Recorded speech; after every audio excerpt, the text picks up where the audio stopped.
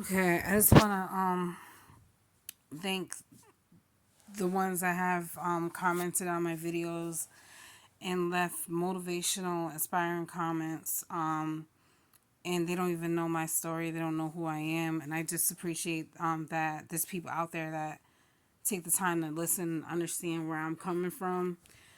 I try not to come off as like a person that's always talking about negative things or make it seem like I'm all about drama.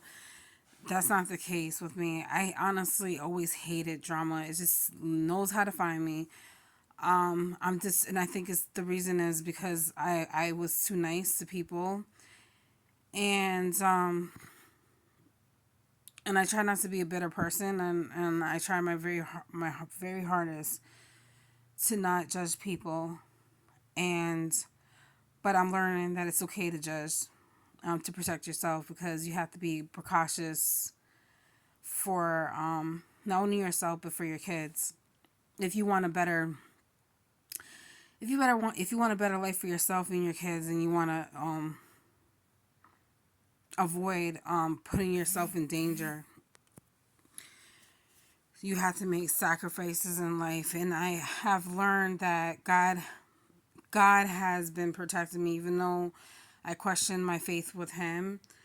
I'm starting to learn that He is protecting me, that He has been protecting me. He's looking out for me. That's why I have been isolated for these past few months by myself, because I'm not going to lie to you. I honestly, even though my son was not planned, I do feel like He has brought me a lot of awareness of what has been going on in my life. Um, when I noticed that the people that I thought really cared about me and respected me and loved me and were my friends or whatever the case may be, and I realized like they're not really, they don't really care about me. They're just using me. So when I started noticing that and I started speaking up for myself and I started learning my self-worth and my self-respect, and I started putting my foot down and setting boundaries, they didn't like that. Even when I said it, and I tried my very best to still say it in the most respectful way, but then when they would come out of line and threaten me after I done looked out for them, and I wasn't even in the wrong, but I still tried to defend myself, even though I knew I had no one else but God to defend me. So I I had to make sacrifices in order to keep the peace of not only myself but to protect my baby, because they don't believe in self defense in the state of Connecticut, and I have gotten locked up for defending myself when I in the past. So sometimes in life you run out of options. It's like Shakana, she said that, hey, listen, I love to fight. I'm good at fighting. I'm not scared to fight.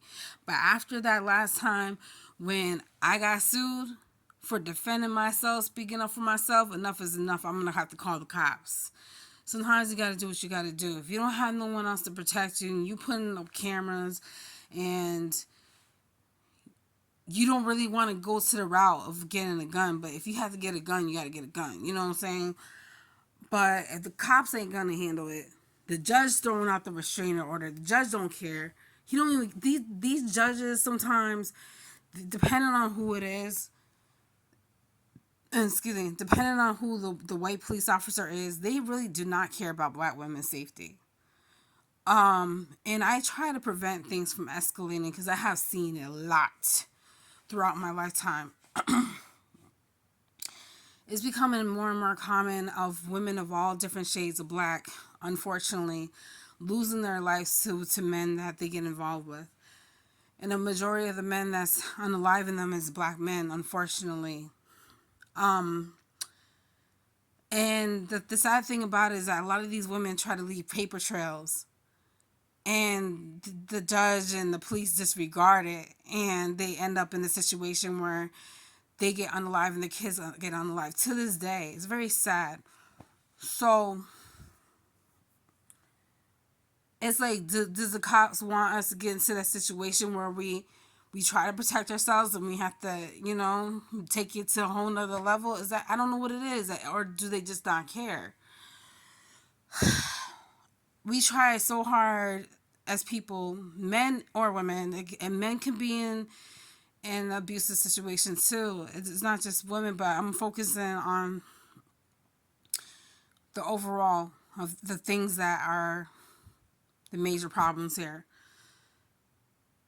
When you try to prevent a situation from escalating, when you try to handle it yourself and that didn't work, and then people's making it seem like you're making things up and you're being dramatic and you're over exaggerating, and you care so much that you don't want someone else to go through what you went through. You're trying to look out for other victims out there and prevent them from being victimized.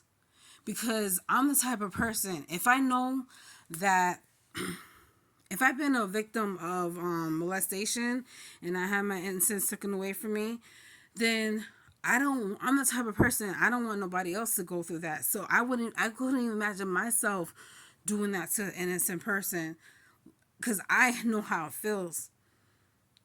But if I find out that you over there associating with people like that, that goes to show what type of person you really are.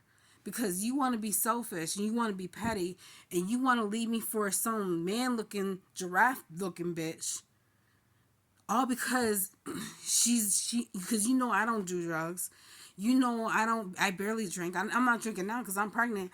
So I got my mind on right. So you rather be with her because she's going to sacrifice her paycheck and to supply your needs and her crackhead needs. And she's a sex offender and she got a baby daddy that's 16-year-old and she's almost 50. That's sick. It's a shame when you don't really know who a person is until like much later. That's why sometimes it takes a year to get to know someone. But why would I want to waste my time waiting in a year? I'm done giving people the benefit of the doubt. And a lot of the things that I have tried to warn people about someone or about a certain situation in the past, they thought I was crazy. But then all of a sudden, oh my goodness, Mona, you was right. I try to tell you. I'm not saying I told you so, but I told you so type thing, I just want to leave it at this. I didn't understand why all these black on black crimes were happening. But I understood. I was like, I don't understand why people are showing me jealousy and envy when the same things I have accomplished, the same things that I have, you could have too. I have been threatened by people that I looked out for that never gave me a dime. Trying to manipulate me, take advantage of me, threaten me, stuff like that. And I just gave them the money just so I don't have to deal with that havoc. So I'm glad that I sacrificed my car for the time being because that was a major part of the problem. So I told myself if I had to keep to myself and I had to isolate myself and just focus on God, me, and the baby, then that's what I'm gonna have to do. So, but the problem is that when I'm minding my own business and I'm trying to better myself and better my life and get my degree and so I don't have to live paycheck to paycheck and live in an environment that's toxic. And then the devil comes around and my enemies come around bothering me because they want to be petty. That's when it becomes a problem. Because it didn't get solved. It didn't get handled from the jump. So I asked my homegirl, I was like, where's all this black on black crime coming from? Why is it such a, why does this keep happening? She said, all I'm going to say is Willie Lynch. Look up Willie Lynch and I'm going to leave it there. We'll talk about it later. That's why I thank God for her because she's older than me. She's not that much older, but she's a little older than me. And she's seen a lot too. And she reads a lot. So she has educated me on stuff, and that's why I thank God for YouTube. I thank God for Google, because I have learned more about myself and my history and my culture and so many other things I didn't even know that I never learned in school.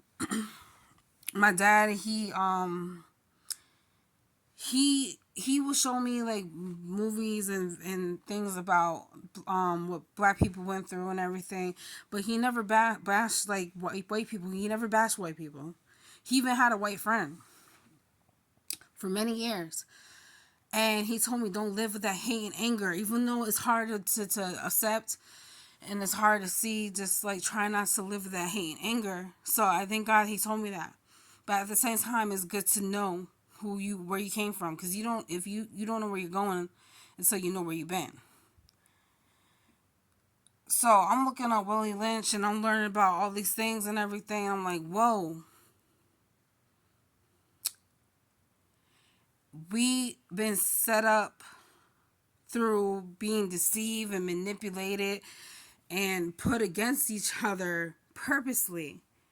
Till this day, this is still happening, and they make it hard for us to want to succeed, want to do better, want to prosper, because they don't want us to. They even admitted that they purposely didn't want us to succeed. They're still saying that. White people are starting to, they really like to take us off and provoke us. That I'm not talking about all, I'm just talking about the ones that are against us. They said black people don't have no culture. Are you sure about that? But I hope and pray that we learn to not look at ourselves as the enemy. I just pray that we learn from each other, respect each other, learn how to get along, learn how to compromise, unite. Because when we unite, we unite. You know what I'm trying to say? That's how powerful we are. I used to think that it was a curse being black, but no, it's not a curse. It's a blessing. So I'm going to screenshot 2 of these powerful videos that I recommend that whoever's watching this should watch. So to recognize who we really are as people, because these 2 different videos is mind-blowing. And I just want to thank you to the people that have shown me love. And I don't expect a big following. That's not my focus here. My focus is to bring awareness. Let's talk about my story. And I hope and pray that this gets better, for not just for myself, but for the victims out there that's going through this. Because 50 Cent said the same thing. He said, you know what, I was tired of looking over my shoulder. But he's like, I do believe that sometimes you have to have that sense of that little bit of fear in you just to be on your P's and Q's. And I honestly respect and understand what he's saying, because that makes a lot of sense. So 50 Laws of Power is a good book. 48 Laws of Power is a good book. And there's a lot of other good books out there that we need to read. We need to read not only about ourselves and about our history, but we also need to read about their history, the European history. We need to educate ourselves in all different aspects, because that's how we elevate. Because you know what they say, knowledge is power.